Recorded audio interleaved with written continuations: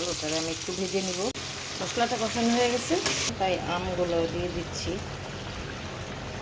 আসসালামাইকুম, কেমন আছেন সবাই? আশা রাখছি আলহামদুলিল্লাহ অনেক ভালো আছেন। আমিও আপনাদের অনেক ভালো আছি।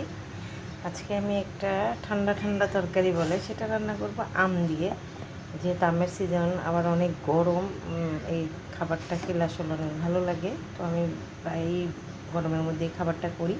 তো এখানে আমি 4 টুকরা আম নিছি, অনেক টক, সেজন্য এই অল্পই নিছি পটল সুন্দর করে কেটে, আলু, তারপরে যেটা আমি আজকে রান্না করবো হচ্ছে কাতলা মাছ দিয়ে, এটা হলুদ মরিচ দিয়ে আমি সুন্দর করে মাখাই নিছি। এখন আমি এটা ভাজবো। দিয়ে দিচ্ছি তেল। খাবারটা আসলে অনেক মজার হয়। এটা মাছটাকে আমি বেশি ভাজবো না, অল্প অল্প ভাজবো। বিসমিল্লাহ। কম একবার দিয়ে শুধু খাওয়া ফেলবো। ওকে, ফার্স্ট কীভাবে রান্না করি, কীভাবে এটা, সেটাই আপনাদের সঙ্গে শেয়ার করলাম। মাছের তেলটার মধ্যেই পটল, আলুটা,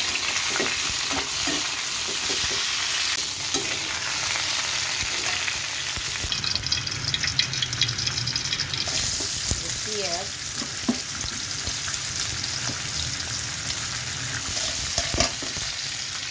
লবণ, হলুদ, মরিচ, জিরা গুঁড়া, আদা রসুন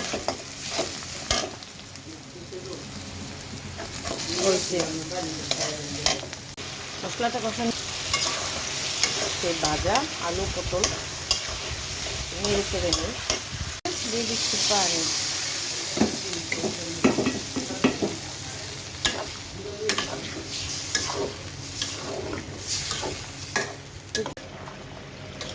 হয়ে গেছে, সুন্দর মতো সিদ্ধ হয়ে গেছে। আর এই যে আলু সিদ্ধ হয়ে গেছে, এখন আস্তে করে মাছগুলো দিয়ে দিব। বিসমিল্লাহ, আমার একটা মাছ ভেঙে গেছে।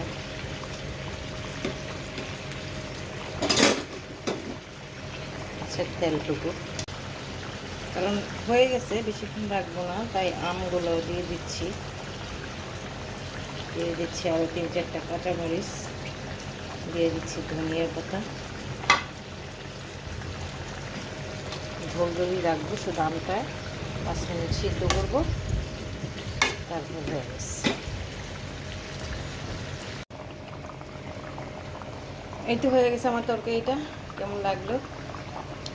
এই গরমে এরকম মজার ঠান্ডা ঠান্ডা টক টক রান্না খেয়ে দেখবেন, ভালো লাগবে।